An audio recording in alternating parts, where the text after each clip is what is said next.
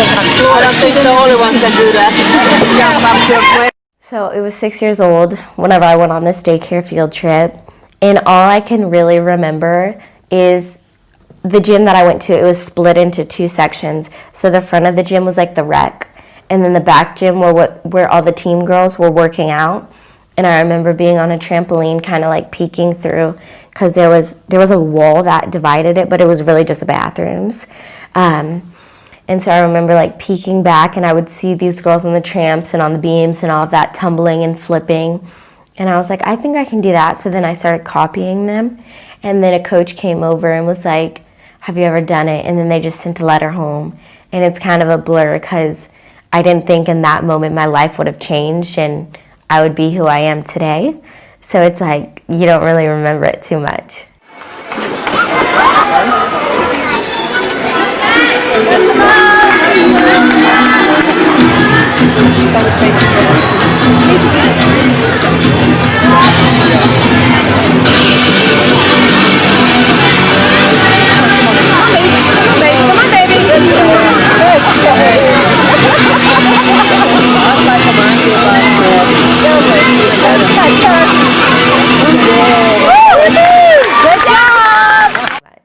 I started setting goals in gymnastics, thinking, what did I want to do with the sport? As I progressed and got older, I started setting more goals. And whenever I was around 14 years old, I made a lot of sacrifices. I decided to give up public school, go to homeschool. I gave up all the school dances. I've never been to a prom, never done a lot of those things that maybe most of your kids are doing or want to do. But I fell in love with the sport, so I guess that's what I got out of it. I got to go to world championships. I got to go to the Olympics. I got to live out a lot of dreams that most kids dream of since they were little kids in Mommy and Me classes, so I'm very grateful for that. But it also made me set goals at a very young age, which I can't be more proud.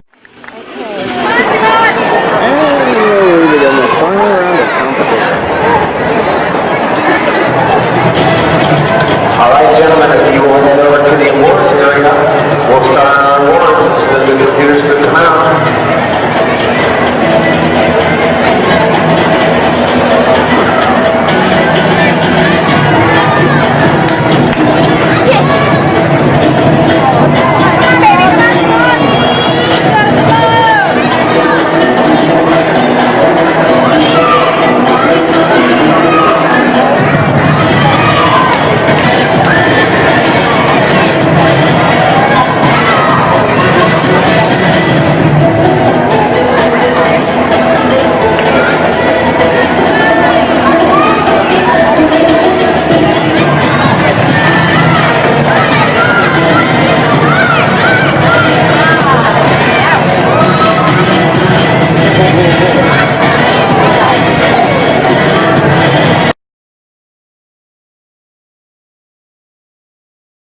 So whenever I started really progressing in gymnastics and getting good, she would call me into the office, and at the beginning of every year, we would sit down, I would write down my goals, short-term and long-term, and then it just kind of started being a thing so that you have a visual, so that you're not just chasing after one big thing and you never know if you're going to get there, because there are always little steps that you have to get before you reach the bigger goal, and sometimes it's easier to see it if you write it down on paper.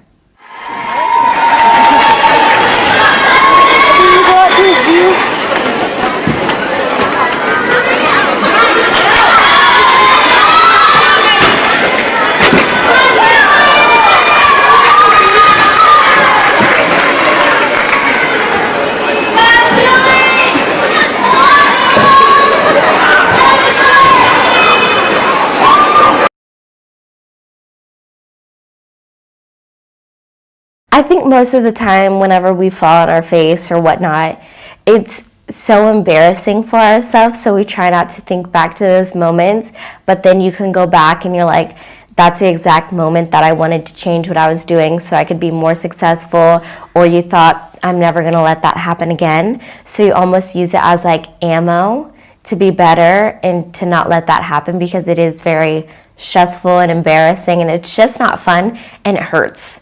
So we try not to do that, but those moments always make us stronger and build us into the person that we want to become. I feel like we have our ups and downs as every athlete does, and every athlete has almost a breaking point where you're just like, is it even worth it? But I feel like even in those moments, you have people that surround you that don't let you give up, because it's not easy doing a sport for so many years and then just giving up on a bad day. So I think if you give up on a bad day, it just kind of shows who you are. So we always want to push through those bad moments. But there are moments when you don't know if you can succeed like you want to, or your goals are out of reach and your dreams. And it's saddening, but then you have the support system around you to remind you that you can do it. One person in the world that can challenge Michaela Maroney on vaulting at this point in time, I'd say it's this young lady.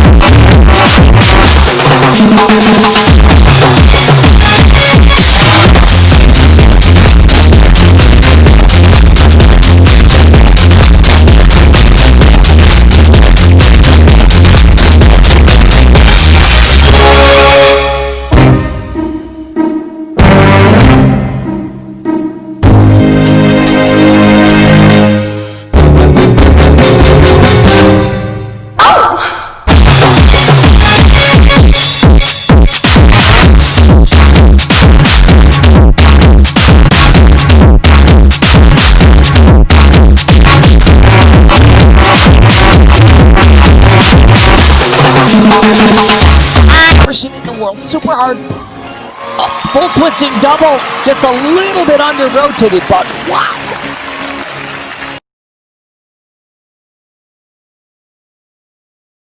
It was at a classics, and I was kind of all over the place. I'd fallen on bars, and then I'd fallen on floor, got pulled from vault.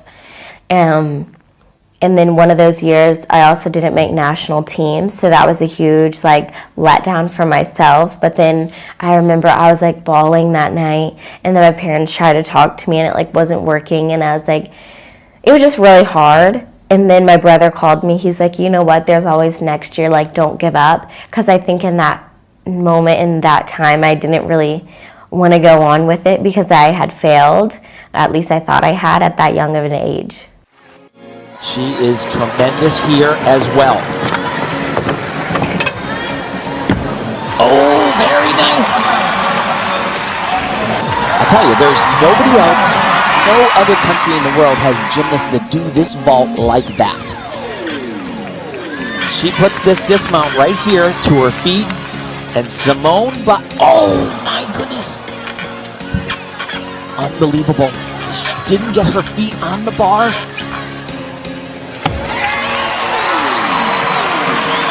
She didn't just crack that door open, she flung it open. It's a 14.2. And that's actually better than I thought she was going to get.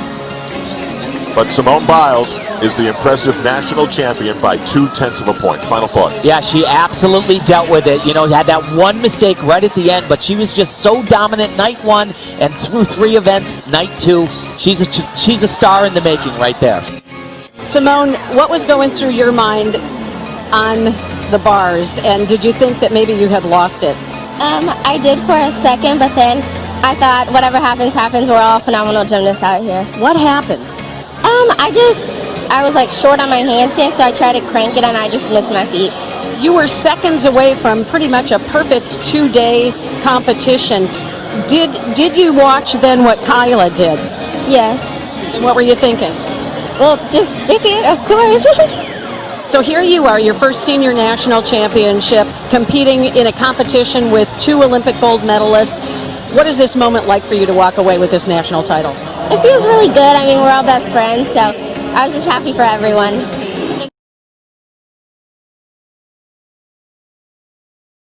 If you watch any of my floor routines, it's usually my second skill. It's called the Biles. You guys won't clearly understand this because it's gymnastics terms, but what I'll go on to do, I'll do 2 I'll do a double layout, which is I'll do 2 flips with a straight body, and at the very end of it, I do a half turn. So if you watch my floor routine, that's the second skill that I do. We made it up out of almost an injury. I partially tore my calf muscle one time attempting an extra half twist than my skill is. And then my coach was like, well, maybe if you do a half twist, nobody's ever done that before, and it will take the stress off that landing of your calf muscle. So let's just play around in the gym with this. He's like, and nobody's ever done it. So then we started playing around with that, and then there's a whole process to doing the skill and all of that and getting it named after you. You have to be the first. I'm the one to stick around. One strike and you're out, baby. Don't care if I sound crazy, but you never let me down. No, that's why when the sun's up, I'm staying still laying it.